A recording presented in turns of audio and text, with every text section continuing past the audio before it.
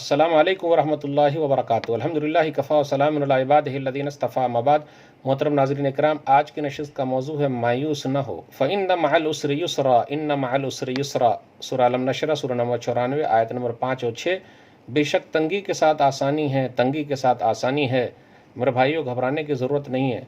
पूरी दुनिया घबराहट में चली गई है कोरोना वायरस की वजह से। कितने लोग डिप्रेशन के शिकार हो गए, कितने लोग घबराहट के अंदर हैं, उनको नींद नहीं आ रही है, और कितने लोग परेशान हो गए, घर के अंदर हैं, घर को बनाया था, सजाया था, आज वही घर काटने को दौड़ रहा है।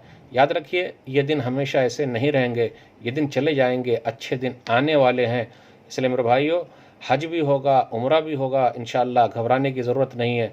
मस्जिद भी खुलेंगी, नमाज भी पढ़ेंगे मस्जिद में जाकर, घबराने की ज़रूरत नहीं है। मार्केट भी खुलेगी, इसलिए हमें और आपको घबराहट से निकलना है, सब्र करना है। रोज़गार भी मिलेंगे, दुकानें भी खुलेगी, हम और आप बाहर भी जाएंगे, काम भी करेंगे, घर के अंदर भी रहेंगे। तो मायूस न होइए, क्योंकि तंगी के साथ आसानी है, तंगी के साथ आसानी है।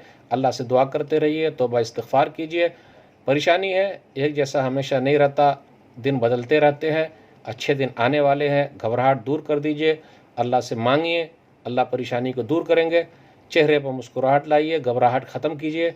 हाफिज़ इब्न रजब रहमतुल्लाह अलैह अपनी किताब मजमू रसाइल में कहते हैं, जिल्द नंबर 3 सफ़ा नंबर 155, आसानी का इंतज़ार करना भी इबादत है, क्योंकि आजमाइश हमेशा नहीं रहती, इसलिए इंतज़ार करते रहिए। ये भी एक इबादत है कि जल्दी से अल्लाह ताला अच्छे दिन ले आए।